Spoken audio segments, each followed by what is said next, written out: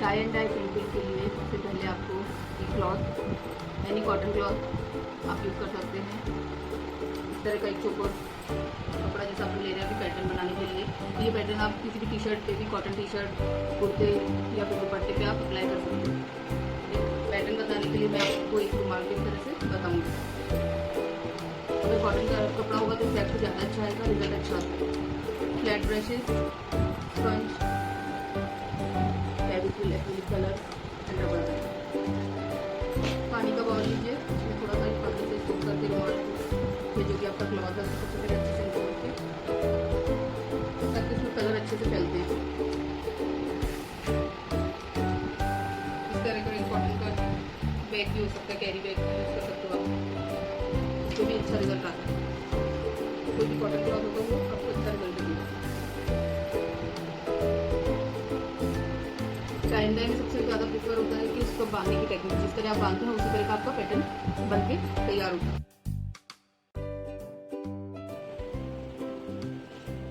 Second pattern ये, इसको shibori pattern कहते हैं।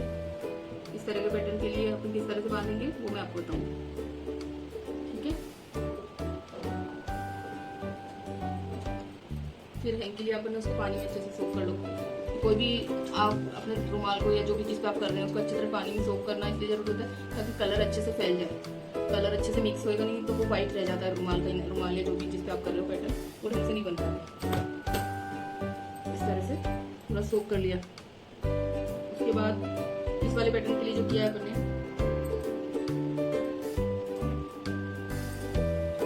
इसमें ट्रायंगल की जरूरत नहीं है, इसमें आपको जिगजैग करना है। जैसे पंखे नहीं बनाते थे बचपन में, इस तरह का जिगजैग करना है।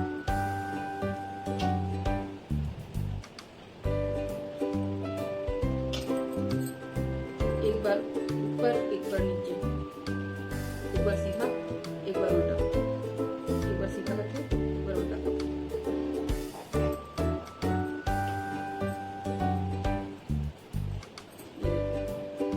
इस तरह से ये बन गया, जैसे बो टाइप बन गया। देखो समझ में आ गया। अब सबसे पहले बीच में सेंटर में इसमें एक रबर बैंड बांध दें ताकि अपना पैटर्न बिगड़े नहीं। सेंटर में बन गया। अब ऐसे ही थोड़ी थोड़ी जगह छोड़ते छोड़ते अपन इसको यहाँ बांधेंगे।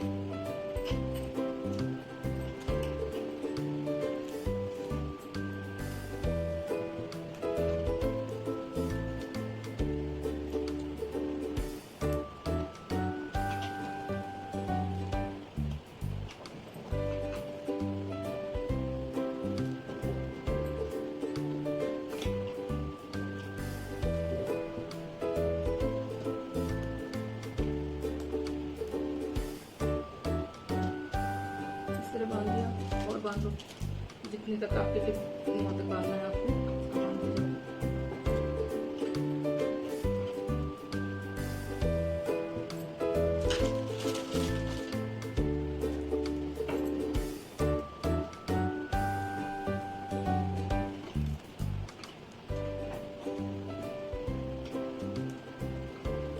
इस पैटर्न को आप दुपट्टे में यूज कर सकते हो, सूट में या जिसमें भी आप चाहते हैं।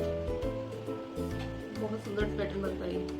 कलर कॉन्ट्रास्ट आप अपनी चॉइस से बना सकते हो।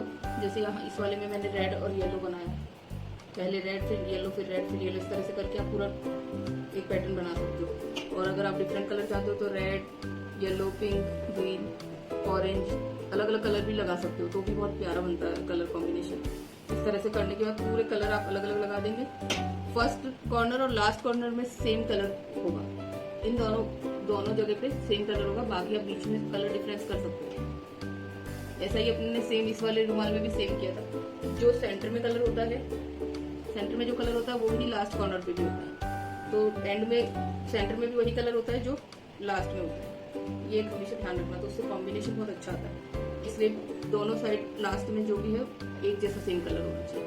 बीच में आप अलग अलग कॉम्बिनेशन कर सकते हो, red, yellow, green, orange, pink, yellow, और जो भी डार्क शेड लास्ट में आप यूज कर सकते हो। तो बहुत ही सुंदर पैटर्न बनता है इस तरह का। देखो, और इसको 10-15 मिनट ऐसे कैसे बंधा हुआ रहने तो सूख जाएगा। फिर 15-20 मिनट बाद इसको आप खोल के और हैंगर में या जिसमें भी आप सुखा दीजिए। इस तरह का पैटर्न बन के तैयार होता है।